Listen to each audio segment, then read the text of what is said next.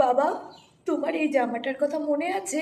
আমি যখন ছোট ছিলাম, তুমি এই জামাটা আমাকে টেলারের কাছ থেকে বানিয়ে দিয়েছিলে।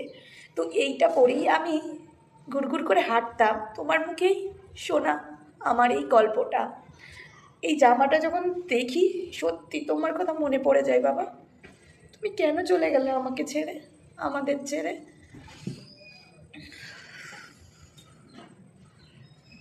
Hello friends, welcome back to my channel. আমি জয়নিকা, আবারও চলে এসেছি নতুন একটা ভিডিও নিয়ে।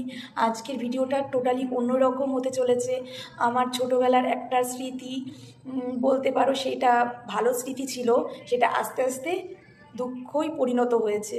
তো সেই জিনিসটা দেখে আগে আনন্দ পেতাম, আর এখন দেখলে অনেক কথা মনে পড়ে যায়, ভেতরে কষ্ট লাগে। তো ভিডিওটা স্কিপ না করে ফুল ভিডিওটা ওয়াচ করো, আশা করি তোমাদের খুব খুব ভালো লাগবে। তো তোমাদের ফার্স্টে আমি দেখাই আমার ছোট্টবেলার ছোট্ট জামা। দেখো, এটা আমার বাবা আমার জন্য বানিয়ে নিয়ে এসেছিল দর্জির কাছ থেকে, টেলারের কাছ থেকে। তো দেখো কি সুন্দর, এখনও আমার মা যত্ন করে রেখে দিয়েছে। আর আমাকে দেখাই, বলে দেখ তোর বাবা এইটা তোর জন্য বানিয়েছিল, তো গামছা চেক জামা, আর তুই খুব ফর্সা ছিলিস, এইটা পরলে তোকে খুব খুব ভালো লাগতো, আর ঘুরঘুর করে সারা বাড়ি ঘুরে বেড়াতিস। তো এই সেই জামা। সত্যি এই জামাটা দেখলে খুব আনন্দ হয় যে বাবা আমার জন্য বানিয়েছিল, খুব আনন্দ পেতাম। কিন্তু আস্তে আস্তে যে এই আনন্দর জিনিস, এই স্মৃতির জিনিস দেখলেই যে আমার বাবার কথা মনে পড়ে যাবে বা ভেতরে কষ্ট লাগবে, আমি ভাবতে পারিনি। তো বাবাকে খুব ভালোবাসতাম, সে আমাদের ছেড়ে বহু বহু দূরে চলে গেছে, তাকে চাইলেও ছুঁতে পারবো না। কিন্তু তার দেয়া একটা জিনিস আমার কাছে সারা জীবন থাকবে, যে এইটা আমার বাবা আমাকে দিয়েছিল আমার ছোটোবেলায়। তো তাই আমি যত্ন করে রেখে দিয়েছি, ভাবলাম তোমাদের সঙ্গে আমি শেয়ার করি। তো তোমরা ভালোভাবেই জানো যে এখন কালী পুজো, কালী পুজোর জন্য আমি যে ভয়েস দিচ্ছি না, আশেপাশের বাড়ি থেকে যেই বাড়িতে পুজো হচ্ছে, কালী পুজো ঢাকের আওয়াজ পাওয়া যাচ্ছে, সেইটাকে একটু অ্যাভয়েড করে আমার কথাটা একটু শোনো। তো আমার বাবা আমাদের তিন বোনকে খুব খুব ভালোবাসতো, যা চাইতাম হাতের কাছে সব কিছু এনে দিত।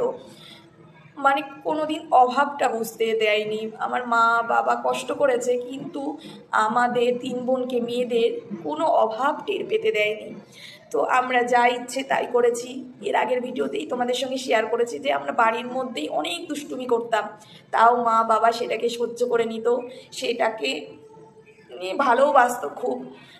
কি এনে দেয়নি আমাদের, কি এনে দেয়নি! বড় বড় কাঁদি কলা, সেই কলা আমার মা কার্বাইড দিয়ে বস্তা ঢাকা দিয়ে রেখে দিত। সেই কলা পেকেছে নাকি আমরা তিন বোনে ফলো করতাম যে কবে, পাকার টাইম দিতাম না। সেই বস্তাটা সরিয়ে, যেটা হাত দিয়ে চিপে দেখতাম যে যেটা পেকে গেছে, সেটাই ছিঁড়ে নিয়ে এসে খাওয়া শুরু করে দিতাম। আর এই বড় বড় পেয়ারা, পেয়ারা, সেই পেয়ারাগুলোর বীজ কম হয়, তো সেই পেয়ারা এনে দিত, সেই পেয়ারা খেতাম। তারপরে কদবেল মাখা, যেটা আমার খুব পছন্দর জিনিস, তোমরা আগের ভিডিওতে জানতেই পেরেছো যে আমার কদবেল মাখাটা খুব ভালো লাগতো। তারপরে আমাদের তিন বোনের জন্য খেজুর নিয়ে আসতো মা, বয়ম, কাচের বয়মে রেখে দিত, বিকাল হলেই দিত তিন বোনকেই। তারপরে আমার মা আমাদের জন্য স্পেশালভাবে সজনের ডাঁটার আচার করতো, সেই সজনে ডাঁটার আচার বাবা গুড়, ডাঁটা, তেঁতুল সব এনে দিত মাকে, যে মেয়েরা যেগুলো ভালোবাসে সেইগুলাই তুমি করে দাও। তো বাবার কথা বললেই যেন খুব কষ্ট হয় বুকে, আমি মনে করতে চাই না, মনে পড়ে গেলেই ভিতরে খুব খুব কষ্ট হয়। এই যে এই জামাটা দেখলেই বাবার কথা মনে পড়ে যায়, যে এইটা আমার বাবা দিয়েছিল আমাকে। বাবা যখন ছিল তখন খুব আনন্দ করতাম, বাবা তুমি আমাকে এত সুন্দর জামা দিয়েছো। কিন্তু এখন বাবা নেই, এখন এটা দেখলেই বাবার কথা মনে পড়ে যায় আর বুক ফেটে যায়, খুব কষ্ট হয়। তো পুজোতে জানো খুচরো পয়সা দিত, সেটা এক মুঠ করে নিতাম, দিয়ে ঠাকুর দেখতে যেতাম। পুজোটা আসলেও ভেতরটা মানে কিছু কিছু স্মৃতি যেন জড়িয়ে রয়েছে, যে ওইটা তো দেওয়ার মতন এখন কেউ নেই, ওই একটা আনন্দ, সেই আনন্দ আমাদের জীবন, তিন বোনের জীবন থেকে সব মুছে গেছে। তো আজকের ভিডিওটা এইটুকুই, বেশি কিছু বলতে পারছি না, বুকে খুব কষ্ট হচ্ছে। তোমাদের এই ভিডিওটা কেমন লাগলো আশা করি ভালো লেগেছে। ভালো লাগলে আমার চ্যানেলটাকে সাবস্ক্রাইব করে পাশে থেকো, আর বেল আইকন অন করে দিও যাতে আমি নতুন নতুন ভিডিও ছাড়ার সঙ্গে সঙ্গে নোটিফিকেশন তোমাদের কাছে পৌঁছে যায়। তো বেশি কথা বললাম না, বলতে পারছি না, কষ্ট হচ্ছে। আজকের মতন টাটা, বাই বাই, নমস্কার।